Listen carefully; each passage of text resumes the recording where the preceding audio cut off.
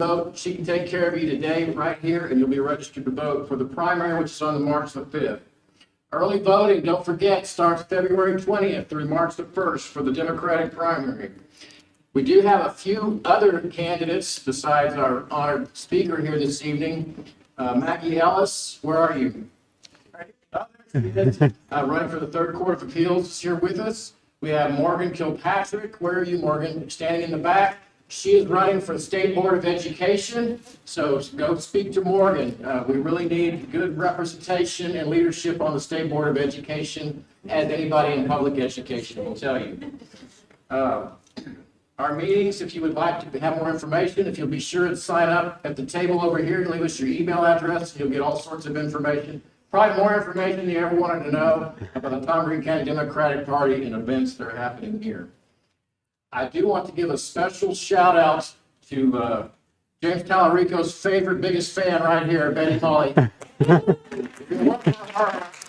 This would never have happened. And to Sylvia Page, who stuck with it all the while and set this whole thing up, so all the decorations and everything we have here, give a big shout out to her for her work. If you relied on me, you would all be sitting on the floor or standing up. It's my privilege to introduce Representative James Talarico. In just a few words, I know my library wife tells me you're not supposed to cite Wikipedia as a source, but that's what I got anyway. So, at least according to Wikipedia, James, you're a graduate of the University of Texas. He went on after that to do Teach for America, teaching at Rhodes Middle School on the west side of San Antonio. And many of you know San Antonio, that's a very challenging area to be in public education. After that, he served as executive director for Reasoning Minds, which brings technology to low-income classrooms.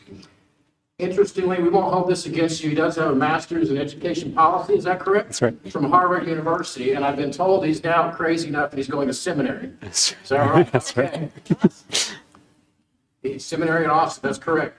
He was elected to the Texas House in 2018, the youngest member of the legislature. Are you still the youngest member? Not anymore. No. Hopefully that was taken by a Democrat. No, unfortunately. I'm not going to put you on the spot. And as many of you remember, the Republicans tried to get him out with gerrymandering last time, but he's still standing. I give you Representative James Talarico. Thank you. Thank you so much, John.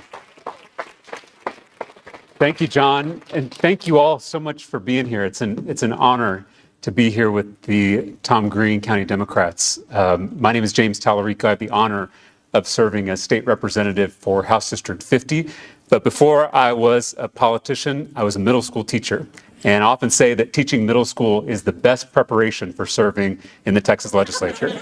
And if you can handle the drama of a middle school classroom, you can certainly handle the drama that happens on the floor of the Texas House. And a lot of my colleagues act like children more often than not. So it is so wonderful to be here with all of you. We were supposed to get together last fall, but I was being held hostage by the governor in Austin for multiple special legislative sessions as he attempted to cram his private school voucher scams down our throats. But I am proud to report that our bipartisan coalition in the Texas House stood strong and defeated his voucher scam that would have defunded our neighborhood public schools.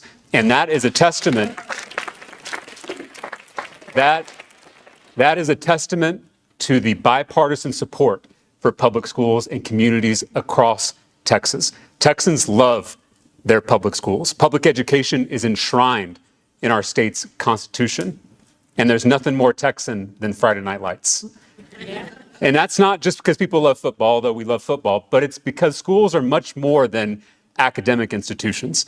They're much more than a way to teach reading, writing, and arithmetic. They're a place where we come together in an age of extreme partisanship, extreme polarization, deep divisions.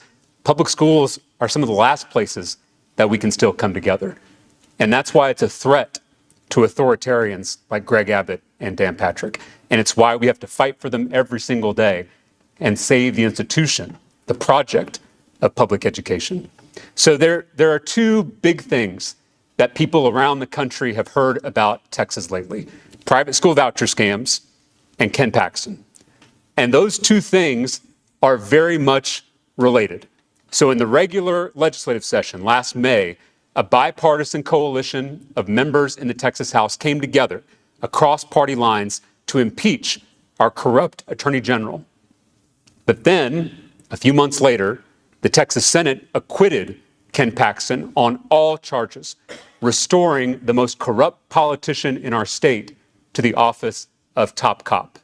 Weeks before he was supposed to preside impartially over that impeachment trial in the Senate, our Lieutenant Governor, Dan Patrick, took $3 million from two of Paxton's billionaire buddies, Tim Dunn and Ferris Wilks. Those two billionaire megadonors are the exact same megadonors funding this effort to privatize our public schools with a voucher scam. Dunn and Wilks are oil and gas oligarchs, but they are also Christian nationalist pastors. For those that have read your Bible, billionaire pastor is an oxymoron, but these billionaires preach on Sunday mornings at far-right churches. And if you listen to their sermons, it's scary stuff. They don't preach a theology of universal love. They preach a theology of power and control and domination. They believe climate change is God's will. They compare homosexuality to bestiality and pedophilia. They believe only Christians have a right to serve in public office. In fact, they told the former Republican Speaker of the Texas House, Joe Straus, that he didn't have a right to be Speaker because he's Jewish. That's the kind of theology that they are attempting to turn into law in the state of Texas. And these two billionaires are part of a growing movement. Christian nationalism is on the rise. 3 years ago, Christian nationalists stormed the U.S. Capitol, killing police officers while carrying crosses and signs reading "Jesus saves." 2 years ago, Christian nationalists on the U.S. Supreme Court overturned Roe versus Wade, allowing states like ours to outlaw abortion, even in cases of rape and incest. And as we speak, these Christian nationalist billionaires are attempting to dismantle public education and therefore dismantle democracy. Let me be very clear. There is nothing Christian about Christian nationalism. Amen. It is the worship of power, political power, social power, economic power in the name of Christ. And it is a betrayal of Jesus of Nazareth. He told us we would know them by their fruits. Jesus includes, Christian nationalism excludes. Jesus liberates, Christian nationalism controls. Jesus saves, Christian nationalism kills. They have co-opted the Son of God. They've turned this humble rabbi into a gun-toting, gay-bashing, science-denying, money-loving, fear-mongering fascist.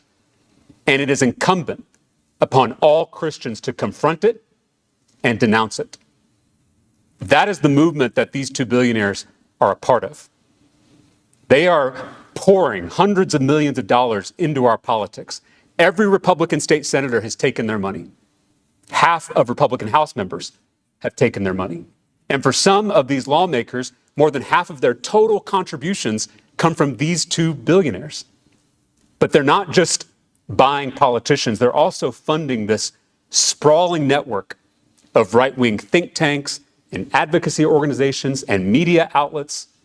They are spending their fortune building an authoritarian Christian nationalist state. They are trying to destroy democracy in the second largest state in the country. This is the biggest story in American politics, and not enough people are talking about it.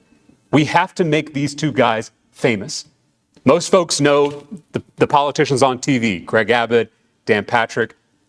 But in a state like ours without any campaign contribution limits, it's these two billionaires that are really controlling public policy in our state. And the citizens of Texas have to know where this extremism is coming from.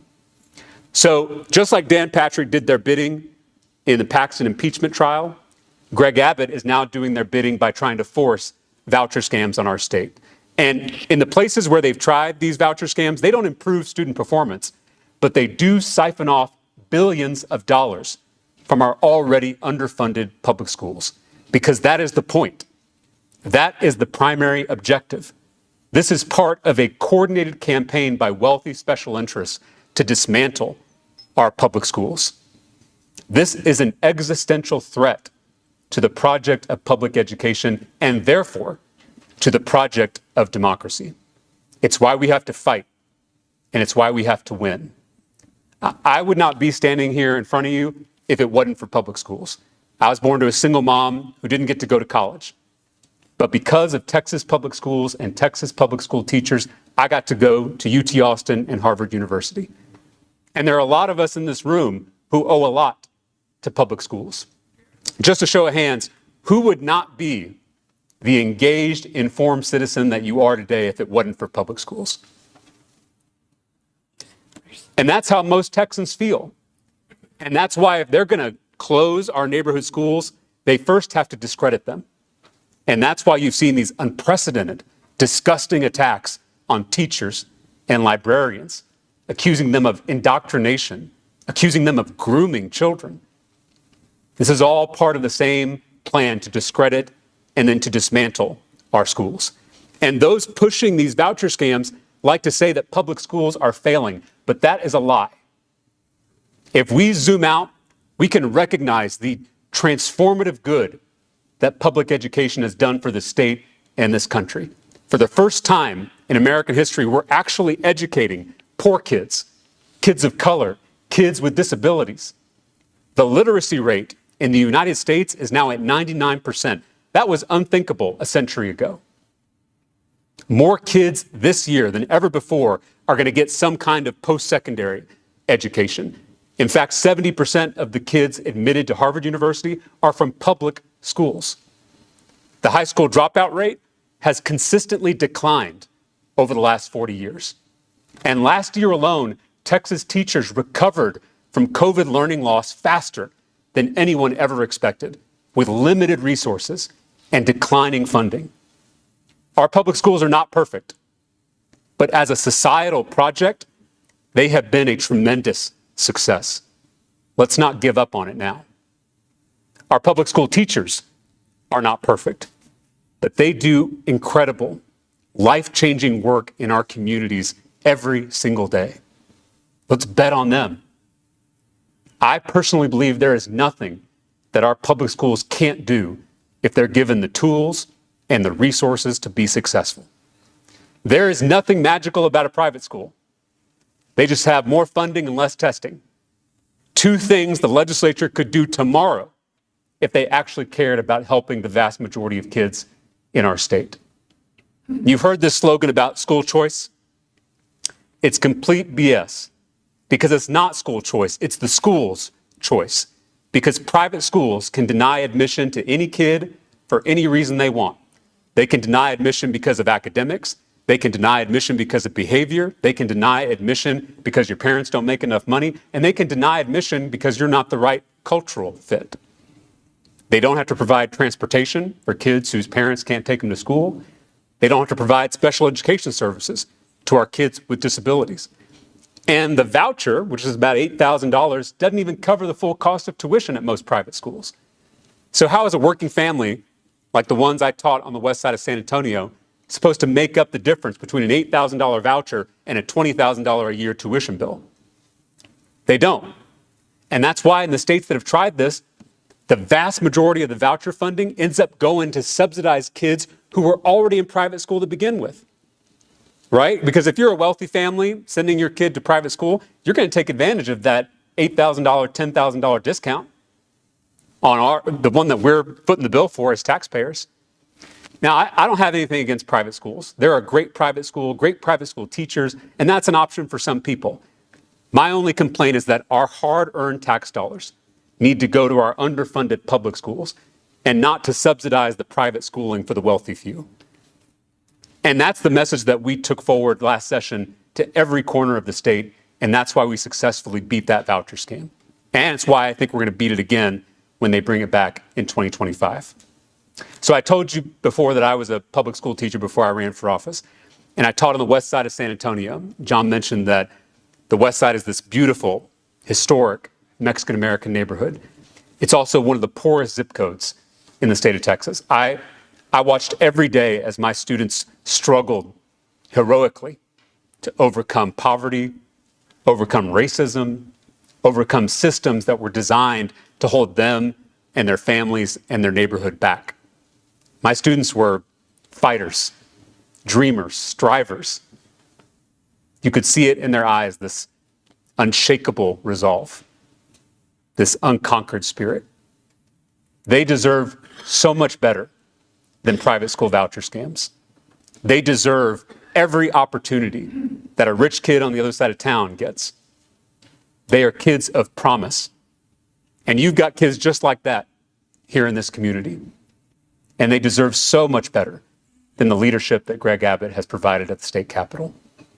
So I was in an underfunded school. And in one of my class periods, I taught 45 kids in one classroom. And it was 45 middle schoolers in one classroom. And it was right after lunch, so you can imagine the chaos. I didn't have enough seats for all of my students. So I had kids sitting on the air conditioning unit in the wealthiest country in human history, in one of the wealthiest states in that wealthy country. In the 21st century, children sitting on the air conditioning unit. So instead of siphoning off billions of dollars from our underfunded schools, why don't we fully fund those schools? Texas ranks 43rd in the nation in per student education funding. Texas teachers are making less than they did 10 years ago when you adjust for inflation. And local property taxpayers are trying to stop the bleeding because the state government has failed to do its fair share of education funding. We have a school funding emergency in this state, and it is the fault of our state government. So we have to defeat these voucher scams, just like we did last year. And I'm confident that we will. Texans have been fending off vouchers since the first one was proposed in the state in 1957. For the history buffs in the room, that was only 2 years after the Brown versus Board of Education decision came down from the U.S. Supreme Court. It was a deliberate attempt to resegregate public schools in the state. We defeated it in 1957. We defeated it in 2023. And with your help, I'm confident we're going to defeat it in 2025. Because as any lover of Friday Night Lights knows, clear eyes, full hearts, can't lose. Thank y'all so much for having me here. I want to open this up for questions you may have, comments, issues, concerns, anything on your mind. It's fair game, and I'd love to talk about it. And I'm a former middle school teacher, so since I'm a former teacher, if you don't raise your hand, I'm just going to call on you. So, yes, ma'am. Just to ask you if you could get the names of those two billionaires. Yeah, great question. She asked, what are the names of those two billionaires? Tim Dunn, D-U-N-N, and Ferris Wilks, both from West Texas. And both, sometimes you got to be pretty creative in how you find where this money's coming from because they use every trick in the book to disguise their donations. They put it through all kinds of PACs and different LLCs. But if you total it all together, it's more than $100 million that they have donated to candidates just in the past decade.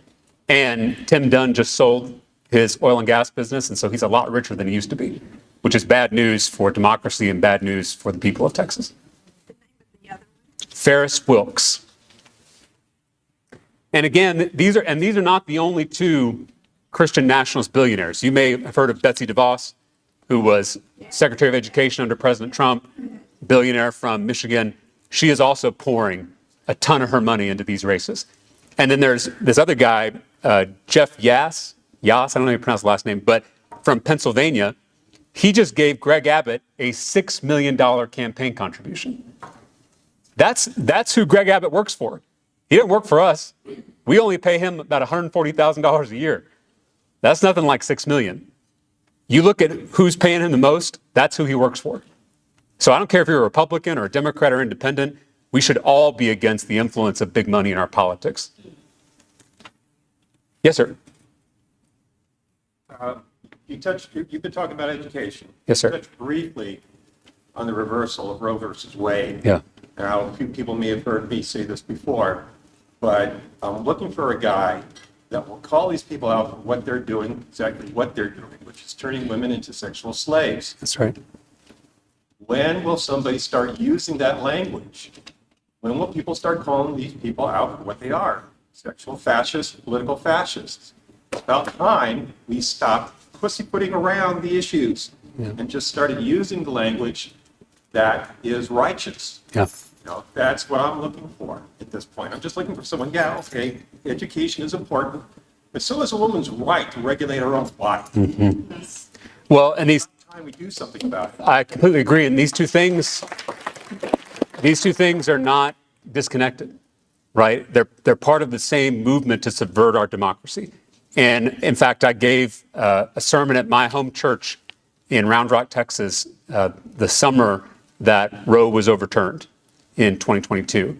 And I said that when that law, the trigger law, took effect here in Texas, that every one of our neighbors with a uterus became the property of the state. And that is how we need to talk about this issue. Because every woman in this room, once that decision came down and once the law took effect here in Texas, became a second-class citizen without the ability to control your own body. And again, when I talk about a theology of control, that's what I'm talking about. They're trying to control what we read, trying to control what we learn, trying to control what we teach about history, trying to control where we travel, trying to control what we do with our own body. That is the contrast that we need to draw in the upcoming election. There is one party standing for freedom, and there's one party standing for control. And that's a clear choice for Texans and Americans to make in 2024. Yes, ma'am. I think what maybe the appropriate phrase for that is gender apartheid. That's exactly what's being practiced. For those that didn't hear her, she said the appropriate term is gender apartheid, which I think is accurate. Other questions? Yes, sir. So, trying to think, would you consider running for the House of Representatives? Like The U.S. House? You know, I've been approached to run for Congress in my area north of Austin, and I turned that down. And let me tell you why. Not being in Congress is not important, but as someone who cares so much about public education in particular, most of those decisions are made at the state level. Yeah. There are important things that happen in Washington, D.C., foreign policy, immigration, which increasingly is something we're doing at the state level. We could talk about that too. But the vast majority of issues that impact people's day-to-day life, public schools, healthcare, transportation, criminal justice, environmental policy, all of those things are determined at the state capitol in Austin. And that's where I want to be, because I feel like I'm going to make the most difference on those policy areas if I'm at the state capitol. For that, Yeah. Great question, though. Yes, sir. I'm going to ask a political process question. Yeah. I mean, I admire everything that you said and done, but I don't think without representatives like ours, Drew Darby, I think we would have vouchers. That's right. So I think myself, like many maybe in this audience, are conflicted because we want to keep our representative. Sure. So we want to vote in the Republican primary to keep them and not have the other alternative. Yeah. Your thoughts? Well, Drew Darby doesn't need me to campaign for him, and probably a Democrat campaign for him doesn't help. And I will just say that Drew Darby is one of the most conservative Republicans in the legislature. And he and I disagree on a whole host of issues, including reproductive rights. But on the issue of public education, we agree. Public schools shouldn't be a partisan issue. And Drew still believes that public schools can serve communities like this one, and that it's necessary for a functioning democracy. And so I was proud to partner with him, along with 20 other Republican lawmakers, to stop voucher scams. And he's in a tough primary. The governor and these billionaire mega donors are spending a ton of money trying to defeat these guys in the primary. Not just Drew Darby, but Gary Van Dever, the only superintendent who serves in the legislature, Glenn Rogers, who's not too far away from here. These guys who risk their political career to do right by their constituents, particularly kids who can't vote, by the way. And so I believe that these primaries coming up, especially the Republican primary, is going to be the most consequential election that we've had in recent Texas history, because the outcome of these Republican primaries will determine the future of public education, the future of Texas politics, and the future of democracy in the second largest state in the country. Maybe So you do what you have to do, I guess is what I'm trying to say. But they had an ad, one of the PACs, I'm sure, about Darby, and it was awful. It was just awful. Well, and I'm in a room full of political nerds, so I can get in the weeds about this. If you watch these ads that they're running against Drew Darby or Gary Van Dever or Glenn Rogers or Hugh Shine in Bell County, they're not talking about vouchers. Do you know why? Because they're unpopular. Well, And so what they're talking about, for the most part, is immigration. And the interesting thing is that those Republican lawmakers were in lockstep with Greg Abbott on his crazy border bills that literally drown children in the Rio Grande, that trap pregnant mothers in razor wire who are just trying to seek a better life. They were in lockstep with him. They're just as crazy as the governor when it comes to border stunts that don't actually solve the problem at our border. But draw some kind of distinction, which I don't know how you do that when your votes are in sync, but they're going to draw some kind of distinction on border stuff because they've realized that the voucher messaging is not playing well with voters, not just in the district, but particularly in the Republican primary. Yes, ma'am. You seem to know so much about education. Where do charter schools fit in with Great all question. this? Yeah, the question is about public charter schools. And this is a tricky issue. And a lot of times they get confused, private school vouchers and charter schools, but there are important distinctions between them. So one, a charter school is a public school, meaning they receive public funding and they have to follow, this is important, follow public accountability. They take the same tests as traditional public schools, and they can be closed just like a traditional public school if they don't meet the same standards. Now, there are differences between a traditional public school and a public charter school, even though they're both public. One is that private schools or charter schools tend to be operated by a private provider, whether it's a nonprofit or a private entity. And the purpose of that system, it was developed back in the 1990s, some of you may remember, the goal was to create pockets of innovation. There's a lot of bureaucracy in our public school districts. I know that firsthand. I did a lot of paperwork as a teacher, some of it necessary, a lot of it unnecessary. I remember when I was teaching, I wanted to buy a class set of the book, The Hunger Games. Y'all remember that book? It was real hot at the time, and I knew my students would get into it. It was before the movie came out. So I just wanted to buy The Hunger Games for my students. It took me 6 months to get that approved by the central office. Right? That's unacceptable. And we've got to clean up some of that red tape. The idea was, instead of trying to reform a giant school district, which is kind of like trying to turn an ocean liner, you would instead allow these charter schools to pop up that would be a place where experimentation could happen, where different structures could be tried. And then those changes, those innovations would then be scaled to the entire K through 12 system. The idea was that these charters would benefit traditional public schools.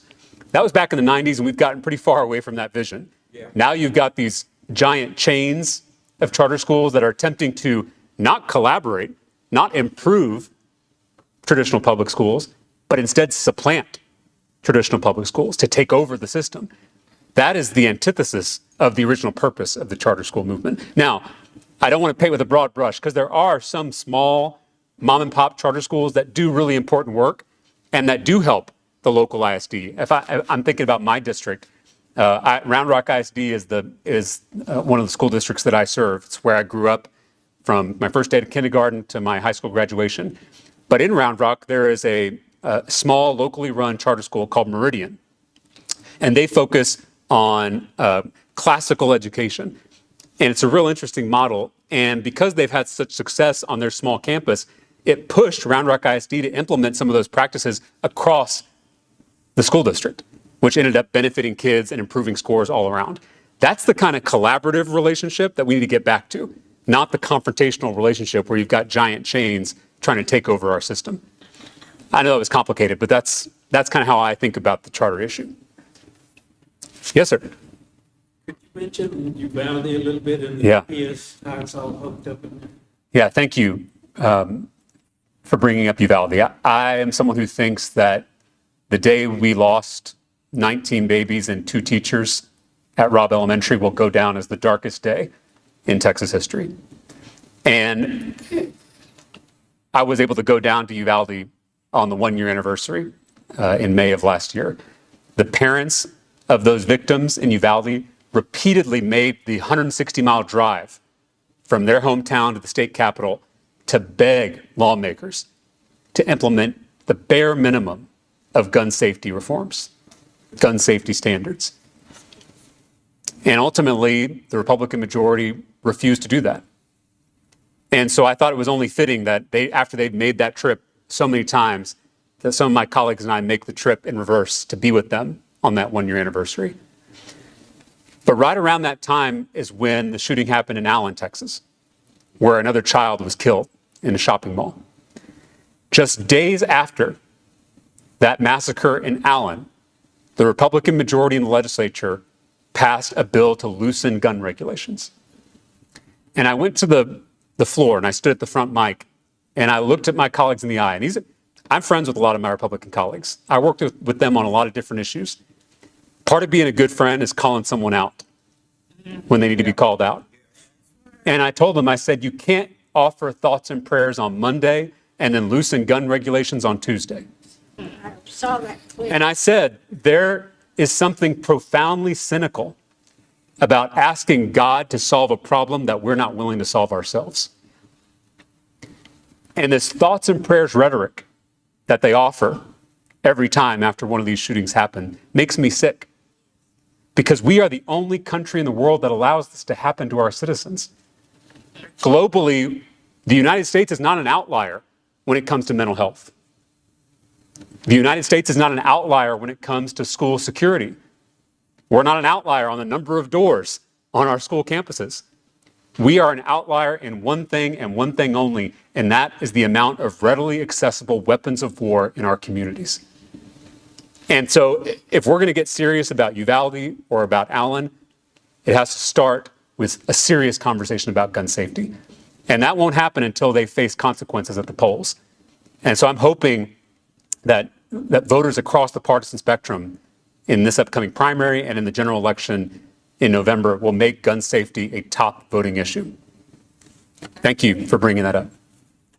I'll come back to you. I'm going to go over here and come back. Yes, sir. Are you familiar with the Blaine Amendment? The what amendment? Blaine, B-L-A-N. I don't think so. There's a Texas version of the Blaine Amendment. It was enacted back in late 1800s. Okay. It was a national proposal for an amendment. It did very well nationally, but it kind of came up short on the necessity to become an amendment. But several states adopted it. It had to do with taxpayer funds going to private schools and such. There is a Texas version of it. Ken Paxton put out an legal opinion on it last March. Yeah. I guess his opinion was sought by the lawmakers that wanted to give him some support in trying to push this thing through. Yeah. I think what Ken Paxton signed up an unconstitutional about the ESA that we proposed. Right. But I guess the Blaine Amendment can't be challenged, the law can't be challenged on Blaine Amendment grounds until it becomes law. Right. But I haven't heard any politician talking about the Blaine Amendment. Well, so they've actually taken, so for those that couldn't hear him, he was talking about something called the Blaine Amendment, which we have language in our state constitution. I mentioned that our constitution enshrines public education, but there's also a prohibition on public tax dollars going to religious institutions. And so you may think, how can we do private school voucher scams if that's in our constitution? Well, there was a bill that went through the legislature quietly in the last regular session that explicitly says that that prohibition doesn't apply to private educational institutions. So they are already doing the work to subvert that constitutional provision against giving our dollars to religious institutions. And again, this is what I mean when we talk about the connection between voucher scams and Ken Paxton and Roe versus Wade being overturned. This is all part of the same Christian nationalist agenda to blur the lines between church and state, which, by the way, is necessary for the health of the state and the health of the church, right? Once the church becomes a lapdog of the government, it loses its prophetic power to call out the government. And so there is risk all around not just for our democracy, but also for our faith, for those that belong to the Christian faith. Those are the real consequences. And I told, there were several bills. We've talked about voucher scams, but there was also a bill to mandate that every teacher in Texas display a copy of the Ten Commandments in their classroom. I saw that. And we had an exchange, the author and I, during the committee hearing on that bill. And I told her that I consider this bill not only unconstitutional, not only un-American, but also deeply un-Christian. And I told her that the Hindu student who sits in a classroom, the Buddhist student who sits in a classroom, the atheist student who sits in a classroom is our neighbor. And we are called to love those students. And putting a copy of the Ten Commandments is not how you love those students. It's not how you make them feel included in a classroom environment. It's hard enough being a kid, especially a middle school kid. It's definitely harder when you're different, right? If you don't look like the other kids, or you don't come from the same religion as other kids. And so for the most powerful politicians in our state to make it harder on those kids, it's unconscionable. And so I, at least as a Christian myself, I feel compelled to advocate for those non-Christians or those non-religious students, because they are just as much a part of our community as any Christian student. I'll mention one more, just to make you even more scared. There was a bill to allow school districts to replace guidance counselors, school counselors, with untrained, unsupervised, unqualified religious chaplains. Now, you heard that I'm a seminary student in all my free time. Not a lot of it, but I really enjoy going to seminary, and it's been very helpful for me as an individual and as a lawmaker. And so I'm learning alongside students who are going to become chaplains. And they're taking courses in counseling and mental health. And they're going to do a great service in our hospitals, in our prisons, in our armed forces. But they will be the first to admit that they are not qualified to replace a school counselor. School counselors in Texas have to teach for 2 years in a classroom, and they have to earn a master's degree before they can ever become a school counselor. And I tried my best to make that bill a little better. As a Democrat in the minority in the Texas legislature, oftentimes my job is trying to put some lipstick on the pig as much as I can. And so I offered some basic amendments that said, okay, if we're going to allow counselors in our schools, they have to respect the First Amendment, and they cannot proselytize. They rejected that amendment, the Republican majority. I had an amendment that said, okay, we're going to let school counselors in, but they've got to respect the diversity of a school community. They voted down that amendment. I had an amendment that said the counselor the chaplain has to get parental consent before they meet with a child. And they voted that amendment down. This is the party that's all about parental rights, supposedly. And they're not going to even allow parental consent before they meet with an untrained chaplain. Some chaplains get a master's degree. Some chaplains go through a lot of training. But you can go online tomorrow and you could become a chaplain in 15 minutes with very little training. And we're going to allow those untrained folks interacting with our most vulnerable kids. If you look into this, the organization that's pushing this bill, it's called the National School Chaplain Association. Sounds innocuous enough, as some of these groups do. But if you dig into it, the guy who runs it, his name is Rocky Malloy, and he describes himself as a former drug smuggling pirate saved by divine intervention. I know I sound crazy. That's not me. This is how Rocky Malloy describes himself. He also says that students who are experiencing suicidal ideation don't need professional counseling. They just need to be prayed over. And he says that he has a phone app that can teach someone how to pray with that student instead of getting mental health counseling. He also said that he wants school chaplains going into every classroom and every library and checking on every book. The stated goal of this organization is, quote, to infiltrate our public schools. Those aren't my words. You go home and look it up for yourself. That's the kind of organization pushing some of this stuff. So if you're going to walk away with anything from all this rambling of mine, I want you to understand how so many of these issues that we're concerned about are connected. And until we recognize that as Democrats, as Texans, we're not going to be able to counter effectively and save our democracy. Other questions? Yes, ma'am. I have a question. You know, there is no doubt that one of the most complex issues is the border, Yeah. the situation at the border, and it seems like all the heads we've got in Washington and everywhere else. But do you have any ideas yourself as to how we can steer toward some kind of solution? Yeah. It's such a great question. The question was about immigration and how we can actually find a solution. This issue is why people hate politics. This is why people hate politicians like Greg Abbott and Donald Trump, because they say one thing and then do another. And they cry about the problems at our southern border, but then congressional Republicans won't even negotiate on a bipartisan border security bill in Washington that could actually provide some solutions. This is an issue where we could actually solve the problem if those folks were interested in solutions. But what their actions tell me is that they want the problem more than they want the solution. And you know, there were many crazy bills that came to the legislature, but one of them, HB 4, allowed local law enforcement to deport anyone who they suspect as being an undocumented immigrant. Suspect of being an undocumented immigrant. I can tell you what kind of folks are going to get deported. Which of our neighbors are going to get deported under that bill? The hope is that the courts will stop that bill from going into effect. But when that bill came to the floor, again, I was in the position of calling out my friends who were doing something morally repugnant. And I said, I am ready to work with you if you actually care about solving the issues on our southern border. We could reform our asylum system. We could create a Texas-based guest worker program. We could relieve the visa backlog, which, by the way, is how most folks who were here without documentation got here. They didn't cross the Rio Grande. They came on a plane and overstayed their visa. And so we could relieve that backlog. We could modernize our ports of entry, which, by the way, is where 93% of the fentanyl gets in.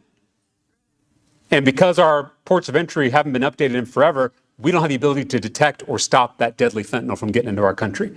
These are real solutions. And I told my colleagues, I said, I'm here to partner with you and work on those solutions when you're done playing games. Because trapping migrants in razor wire, drowning children in the Rio Grande, that makes for better TV. That gets you on Fox News. That stirs up your base to win the next election. But it doesn't do anything to keep us safe or keep migrants safe. It doesn't do anything to create a comprehensive reform to our immigration system that ensures public safety and honors our heritage as a country of immigrants. So this issue drives me crazy, maybe more than any other, because it's so obvious what we should do to fix the problem. And I've got friends, one of my close friends is the representative from Eagle Pass, Texas, a beautiful town on our southern border. And they're experiencing real problems with our immigration system. And they desperately need us to come across party lines and find comprehensive solutions. But instead, my colleagues, Greg Abbott, Donald Trump, playing games. Yes, sir.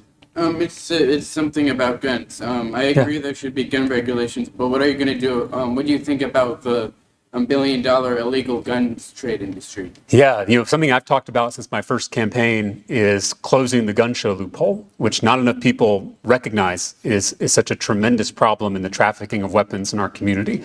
Background checks, absolutely necessary. Red flag laws, absolutely necessary. Safe storage laws, absolutely necessary. But until you start closing these loopholes, you're not going to see an adequate decrease in the amount of weapons of war available to folks in our community. And that's what's led directly to these mass shootings that hurt children in particular. Yes? On this issue, I've pointed out to a couple of people who have come to see us and said, like if it ever even comes up between me and someone, say in a gun shop or wherever, back in 2016 anyway, when Hillary ran. Yeah. And the guy was just, oh, Hillary's going to take away my guns.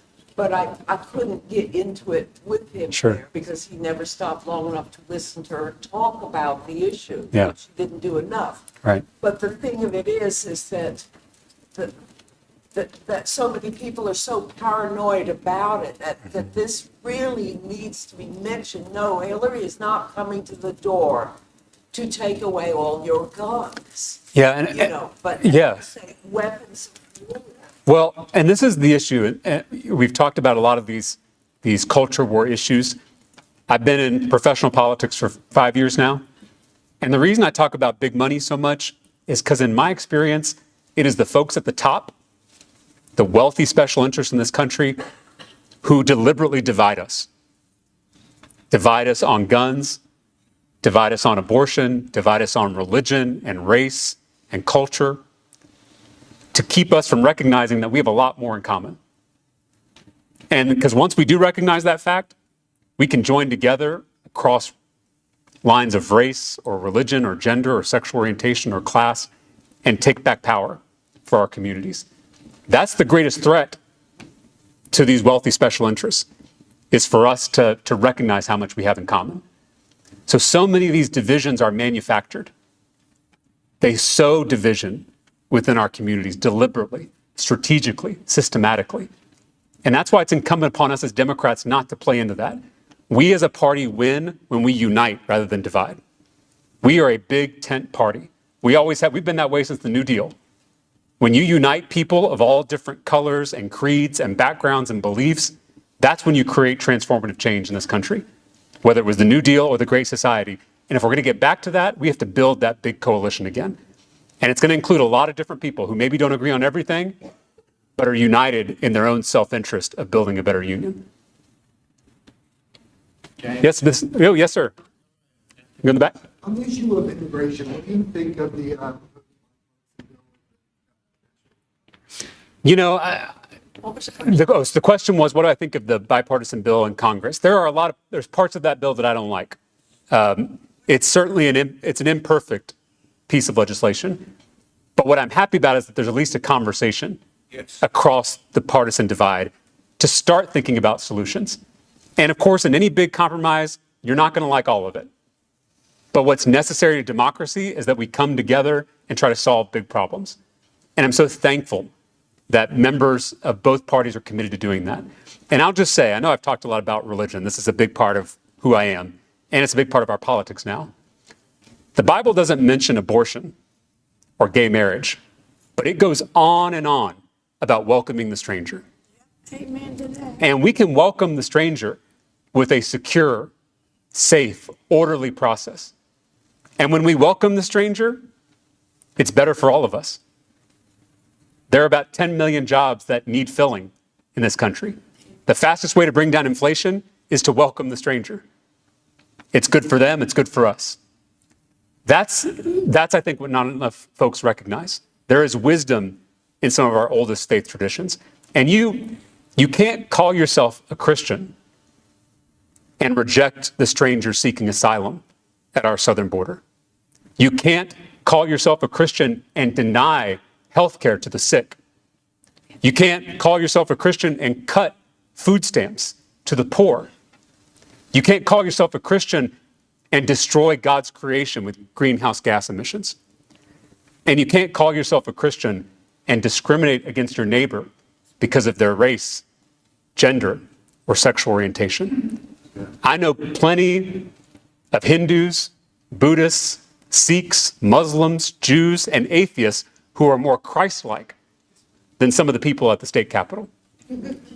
And until we empower those voices and we push back against this perversion of religion and this subversion of our democracy, then we're going to lose a lot as a state and as a country. Anyway, I know we're out of time, but I just want to tell you how grateful I am that we're all here together. Yes? One more question, James. Yeah. I prepared the last question for myself. All right. I love that. It's your prerogative. Yeah, no. Resources to support what he's doing. I understand. Look, we have a lot of educators in this room tonight, and we talk, and they all know about all the bad stuff that's been done to them in the legislature in Austin. Is there anything going on between you and your colleagues discussing about proposals maybe for the next session, that maybe we can start bringing, give some hope to the Yeah. educators of what's going to be happening. Well, first, to the educators in the room, thank you for your service. And I know it has not been easy over the last few years in particular, but you are doing the Lord's work every day in our classrooms, and it doesn't go unnoticed. And so on behalf of the legislature, I apologize for our failure to get you any new money for your schools and for your kids. We started the last legislative year with a $33 billion budget surplus. That's billion with a B. And do you know how much we spent on our kids and our schools? Zero. The governor held that money hostage to try to pass his voucher scam, to do the bidding of his billionaire mega donors. Unforgivable. Unforgivable. Get together. And so I'm hopeful that if we win these primaries on the Republican side, on the Democratic side, if we win in November, that we're going to send a crystal clear message to Greg Abbott, to Dan Patrick, and to his billionaire friends that Texans support public education, and that we're willing to vote on it at the ballot box in the primaries and in the general election. And if we do that, then I think we come back in 2025, we ignore voucher scams, we come together across party lines, and we pass an actual school finance bill that gives teachers the pay raise they deserve, helps our students, and fully funds our neighborhood schools. That is my hope, but it requires y'all at the ballot box, in the primary and in the general. And not just you, as you know, voting is the bare minimum in a democracy.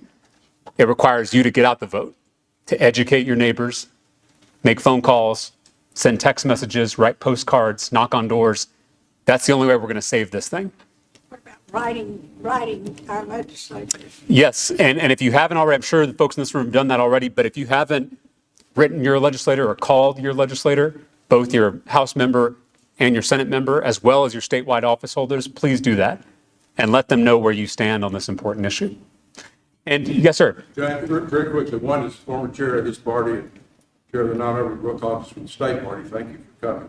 I wanted to share a couple of resources to help you that support what Representative talks about. I've served on the Board of Pastors for Texas Children that James works very closely with since its inception. Charlie Johnson, the head of it, has spoken in this very room. Look up Pastors for Texas Children. We're one of the leading groups in the state fighting vouchers, fighting for funding for public schools. The second group is the Interfaith Alliance in Washington, D.C. I've been on its board for 25 years. We just formed the Texas chapter of the Interfaith Alliance. They got 200 pastors to sign against the chaplain bill and mail it out to school districts across the state. And a lot of school districts have taken that letter and are saying, we don't want to do this. So Google the Interfaith Alliance and look at it as well. And the final thing, the question about crossover voting. I did a Texas Monthly interview this morning, and they asked me, what do you think about Democrats voting in Republican primaries? And I said, with my Democratic chair of the non-urban rural caucus hat, we need every single Democrat in the state to vote Democratic so we can identify them. And we have important elections. Now, let me take that out, put on my Pastors for Texas Children hat. We got to re-elect those 20 Republicans that are fighting vouchers. And at 10:25 at the firehouse, there's going to be a rally to support Drew Darby Friday morning. Yes, I'm going to vote Democrat primary. I'm on the state executive board. I'm not going to get mad at any of you don't, but we do have an important Senate election. Thank you so much for coming. One last resource, Chris Tackett, Tackett on Facebook, knows all about Ferris wheels. Tim Dunn, the 10 organizations they fund that are really behind the scenes running this state. And you need to look up Chris Tackett. Thank you for all those. Before I go, I just want to thank y'all for inviting me. Thank you, Chairman, for having me here. Please stay connected with me. You can go to our website. You can sign up for our email updates. I don't spam you. Send about one email a week.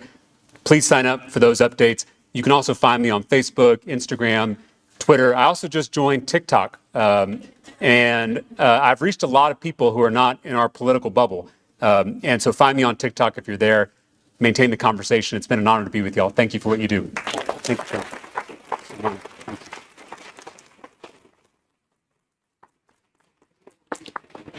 Well, that's all we have for this evening. I don't know how long the representative can stay. What? What's your answer, Mike? At the At the rally? we will be at the rally on Friday at 10:15 to welcome the governor to West Texas and tell him what we think about school vouchers. So we invite everybody to come join us and welcome the governor to West Texas and let him know what we think about school vouchers. So come on out, join us. We'll be there. Come say hello. Gotta be there.